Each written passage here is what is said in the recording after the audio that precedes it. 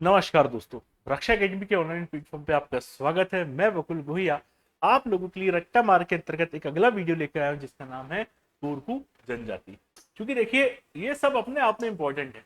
यहाँ से हम बहुत डीप में नहीं जा रहे हैं, इसलिए नहीं जा रहे हैं क्योंकि आपने वो सब चीजें पढ़ चुकी है। यहाँ पर सिर्फ ऊपरी तौर पर इंपॉर्टेंट चीज बताने का आपको क्या है, प्रयास है। तो चलिए, जैसे ही मैं आपसे कोरकू जनजाति की बात करूंगा आपके दिमाग में फटाफट आ जाएगा मध्य प्रदेश का दक्षिणी भाग, जहां पर कोरकू जनजाति का क्या होता है, निवास स्थल है। शाब्दिक अर्थ की बात करेंगे तो भैया मानवों का समूह। कोरकू जनजाति का शाब्दिक अर्थ क्या है, मानवों का समूह। ये रावण को अपना क्या मानते हैं, पूर्वज मानते हैं। रावण को अपना पूर्वज मानते हैं। भौगोलिक विस्तार की बात करेंगे, आप भौगोलिक विस्तार की बात करेंगे तो सतपुड़ा पर्वतीय क्षेत्र, नर्मदापुरम, हरदा, बैतूल, छिंदवाड़ा में ये पाए जाते हैं। ठीक है, अगली बात करेंगे आप उपजातियों की, तो नहाला, रूमा, मवासी, दुलारिया, बावरिया, बोबाई और बंदूरिया की बात हुई। नहाला, रूमा, मवासी, दुलारिया, बाबरिया, बोबई और बंदूरिया। अगली बात करें, इनमें से कौन सी जनजाति कहां पाई जा रही, तो जो बावरिया है वो बैतूल में बहुत अधिक पाई जाती है। बावरिया जो है बैतूल में पाई जा रही है। बंदूरिया जो है कहां पाई जा रही है, पचमढ़ी में पाई जा रही है। गोत्र की बात करेंगे आप कोरकू के, तो टोटल 36 गोत्र पाए जाते हैं। कितने गोत्र पाए जाते हैं, 36 गोत्र पाए जाते हैं। और इनका चिन्ह क्या है, मोर है। चिन्ह क्या है, मोर है। कोरकू का हम वर्गीकरण कर रहे हैं, और कोरकू के वर्गीकरण की बात करेंगे तो भैया एक है राज कोरकू जो धनी वर्ग कहलाता है, एक है पथारिया जो मजदूर वर्ग कहलाता है, और एक है मुवासी जो अपराधी वर्ग कहलाता है। तीन बात हुई आपकी। एक क्या हो गया, राजकोटू धनी वर्ग, पाथारिया जो है आपका मजदूर, मुवासी जो है अपराधी वर्ग। सामाजिक संगठन के तीन रूप हैं।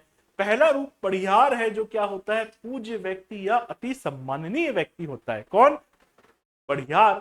दूसरा क्या होता है, भूमिका, जिसे आप पुरोहित नाम से जानते हैं। और तीसरा पटेल, जो समाज का गणमान्य या प्रमुख नागरिक होता है। मैं जैसे ही आपसे बोलूं रूमा किस जनजाति की उपजाति है, कमेंट करके बताइए। अब देखिए कोरकू पंचायत देखते हैं। सबसे पहला क्या लिखा है यहाँ पे, पटेल पंचायत का प्रमुख होता है, यही अंतिम निर्णय देता है। कौन, पटेल।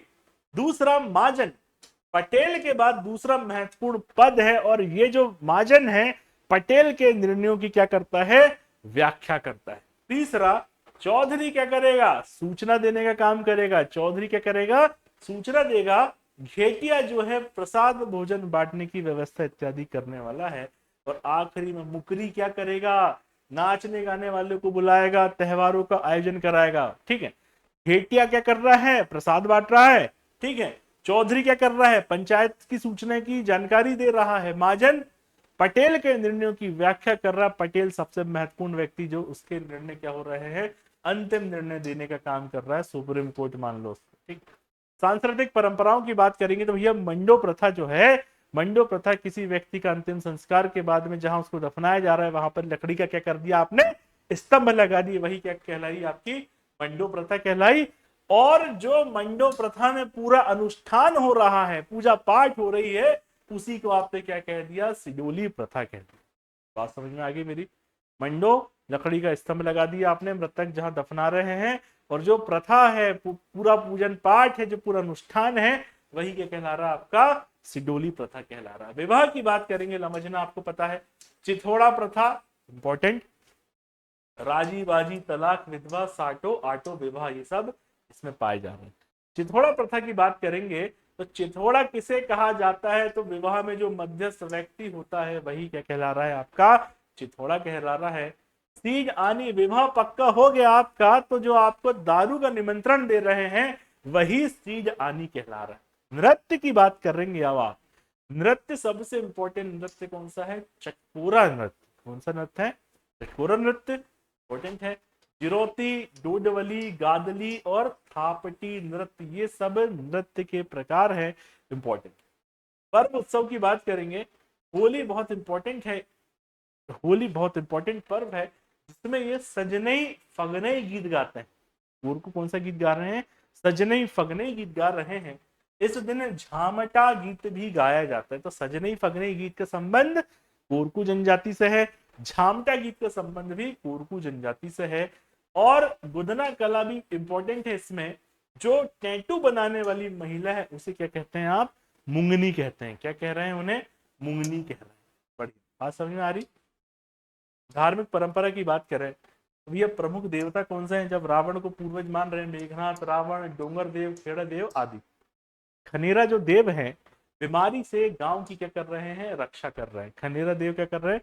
बीमारी से गांव की रक्षा कर रहे हैं। किलार मुठवा जो है गांव के प्रमुख देवता कौन है? किलार मुठवा गांव के प्रमुख देवता है। खेड़ा देव कृषि व पशुओं के देवता। कौन से देव हो गए? खेड़ा देव। आर्थिक स्थिति कृषि पर क्या है? निर्भर है। खेतों में काम करने वाले कोरकू क्या कहलाते हैं? भाग्य कहलाते हैं। और ये जो बदलवा प्रथा है इनकी, वो क्या कर रहे हैं? जंगल काटकर कृषि करना। ये क्या कहला रही है? आपकी बदलवा प्रथा। और कोरकू सामुदायिक रेडियो केंद्र कहाँ है भैया? खंडवा में। इतनी बातें कोरकू के बारे में प्रमुख प्रमुख थी जो मेरे द्वारा बताने की आपको कोशिश की गई है। आपने डीप में जहां भी पढ़ा होगा एक बार जरूर इसका पीडीएफ निकाल के पढ़ लेना। हो सकता है डायरेक्ट आपको क्वेश्चन देखने को मिल जाए। अगर आप लोगों को किसी को भी टेस्ट लगाने हैं, 10, 50, 100 टेस्ट की व्यवस्था हालांकि दी गई है, इतने तो क्या ही लगा पाओगे अब। फिर भी जितने लग जाए 499 में आर्थिक सर्वेक्षण मध्य प्रदेश कुछ टॉपिक इंपॉर्टेंट और लगभग 100 टेस्ट आपको मात्र 499 में मिल रहे हैं। अगर कोई इच्छुक है टेस्ट लगाने का तो टेस्ट वो आराम से यहाँ पर लगा सकता है। मिलते हैं अगले वीडियो में।